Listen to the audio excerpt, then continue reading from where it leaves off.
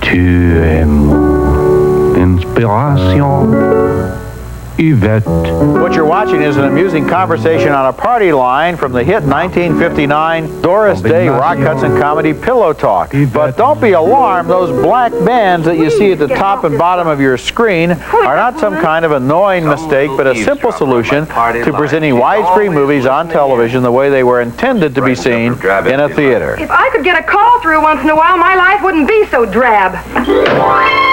Hello, I'm Roger Ebert, and American Movie Classics has recently been showing a lot of films in the letterbox format, yet most of you probably don't even know what the term means, but for true movie buffs, such as myself, for example, and occasionally Mr. Siskel, letterboxing is really the preferable way to view widescreen movies at home.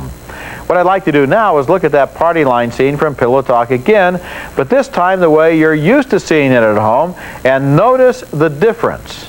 Tu es mon inspiration, Yvette. Sure, your whole screen was filled up, but the sides were missing, so that it wasn't the same movie. The directors who work in the widescreen format will often compose shots so the entire screen is filled with important information in much the same way as a painter fills his entire canvas. Each element, the actors, the props, the scenery, or even empty space has a unique purpose that makes up the director's vision. If we now go back to the letterbox version of Pillow Talk, with those bands at the top and bottom, we'll once again see the entire shot the way the director intended it to be seen, and I find it more enjoyable this way. Yvette. Would you please get off this phone? The reason for this drastic change in composition is simple. A television screen is more or less square, as you can see, just a little bit wider than it is high, while widescreen movies are a lot wider than they are high, so oftentimes what you lose at home is not useless background scenery, but important, well-planned visual elements. For example, let's watch a scene from the 1960 widescreen epic Spartacus, directed by Stanley Kubrick.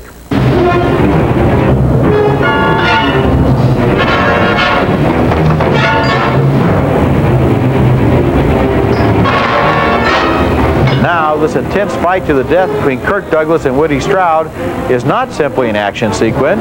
It's meant to show as an extreme example of the Romans' unsympathetic feelings and evil treatment of the slaves. It's a crucial scene within the film in which Kubrick used distance in order to make his point. In the foreground, we see Laurence Olivier and John Dowell conversing amongst themselves, while the women discuss the merits of the gladiators as if they were watching a ball game. Putting the two men fighting to the death in the far background visually shows us the separation between Roman and slave. When we play around with it, this cropped and panned and scanned version not only changes the composition, but the dramatic and emotional impact of the scene as well. The distance between the onlookers and the action is greatly shortened, the fight remains the focus, and where are the women? The message of this scene has been lost. It does simply become just another action fight sequence. Now, when most people see letterbox movies, they tend to think, unless they're sophisticated, that they're being shortchanged somehow. We're conditioned to think that the entire TV screen has to be filled up just like it is now. But I think I'm being shortchanged when I'm not seeing a widescreen movie in the letterbox format. Here's another example, this one from The Graduate, directed by Mike Nichols. What are you doing? Well, it's pretty obvious you don't want me around anymore. Well, look, I was kind of upset there. I'm sorry I said those things.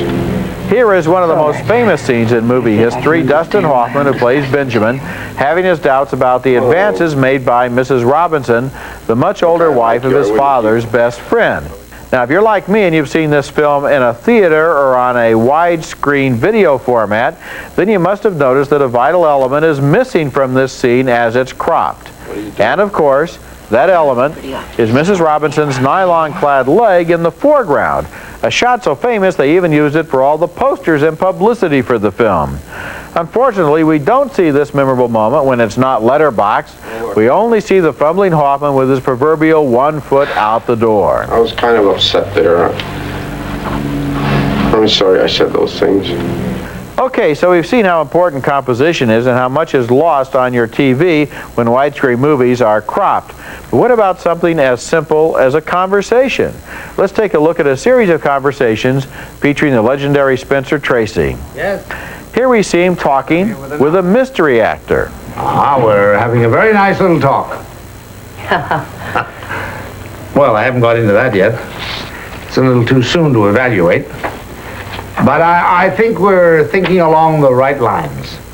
And here, once again, we see him in conversation with an unknown person. Some of these questions may seem a little silly to you, but you'd be surprised what they indicate about general intelligence and adaptability and so forth. Now, through the miracle of letterboxing, let's solve those mysteries and find out how those scenes were actually shot. Here we see that Spencer Tracy was actually talking to who else? Katharine Hepburn, who with Tracy became the greatest screen duo in motion picture history. We're having a very nice little talk. Well, I haven't got into that yet. It's a little too soon to evaluate. But I think we're thinking along the right lines. And once again, in the second scene, we see him in conversation with Kate Hepburn. Some of these questions may seem a little silly to you, but you'd be surprised what they indicate about general intelligence and adaptability and so forth.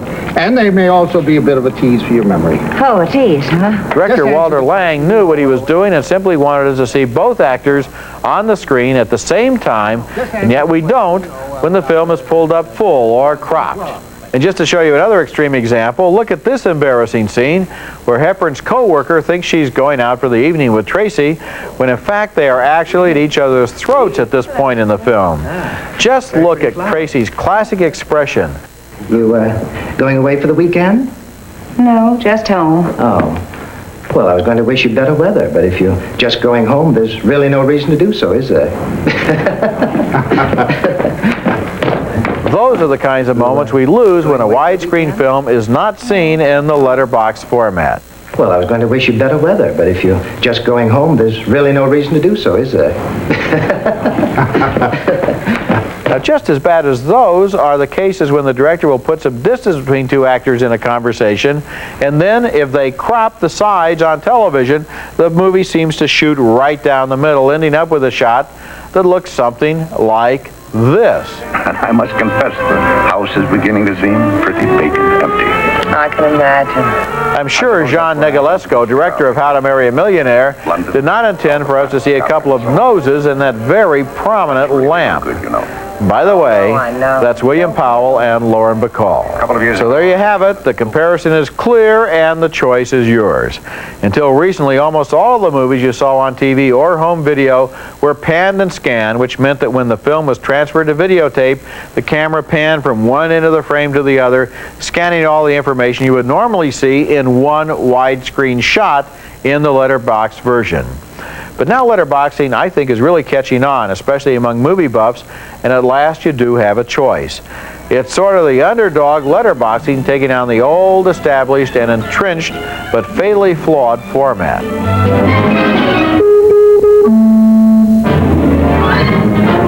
The choice is up to you, but at least you know what you're missing. I'm Roger Ebert.